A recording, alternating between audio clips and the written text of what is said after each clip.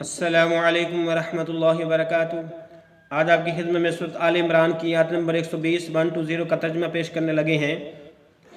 इन तमसस्कुम, अगर तमसस्कुम पहुँचे तुम्हें हसनतुन को भलाई, नेकी, कामयाबी, तसुहुम तो उन्हें वो बुरी लगती है, तो इनको वो बुरा लगता है, वो बुरी लगती है।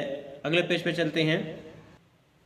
व इन तुसिबकुम सय्यतुन, अगर पहुँचे तुम्हें कोई तकलीफ़, कोई बुराई, यफ़रहू बिहा, तो इसके साथ वो खुश हो जाते हैं कि वाह मुसलमानों को कोई तकलीफ़ पहुँच रही है या कोई नाकामी या शिकस्त वगैरह।